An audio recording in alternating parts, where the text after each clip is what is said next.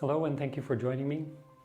I wanted to talk just a little bit briefly about Bagua and hand shapes. Baguazhang.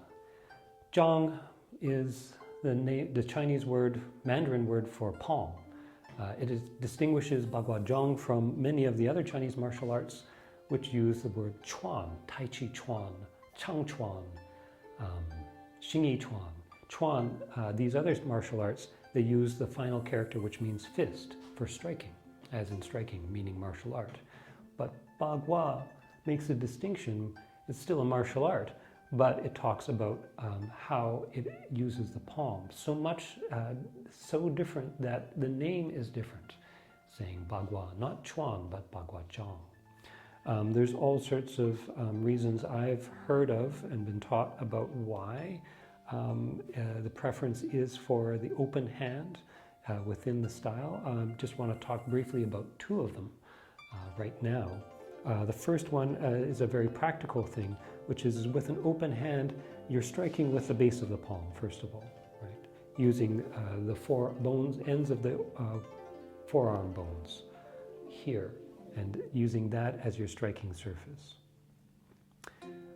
But when you're coming through with that extension for a strike, then the hand is still set up for immediately to do a grab. So the difference between a strike and a grab, as far as the hand is concerned in its position, is basically nothing. There's no change. Your hand is set up to do either at any point in time. And so that flexibility is one of the reasons for this hand shape through the routines and through the practice.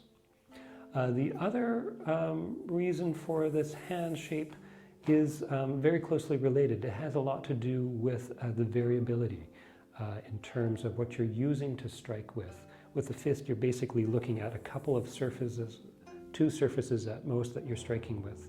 With Bagua, I was saying before, there is this striking surface here. If you have the opportunity and the strength in your fingers and you want to strike a soft surface, you can use the tips of the fingers as your striking surface.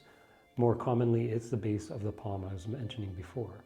But it can also be the forearm, any part of the forearm if you're coming through, and this would be for a shove. This would also be for deflecting and controlling. This can also be using the hands for something which is entangling, right?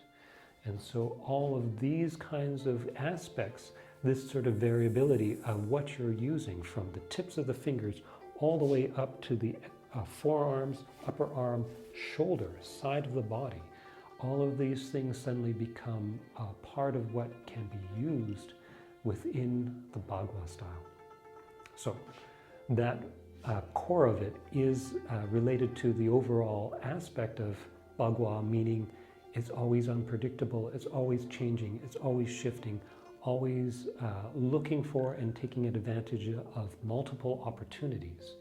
And so this is one of the crucial aspects to the overall style and how it relates to the flexibility of this open palm characteristic. So I hope that information is helpful to you. Keep training, keep practicing. Take care.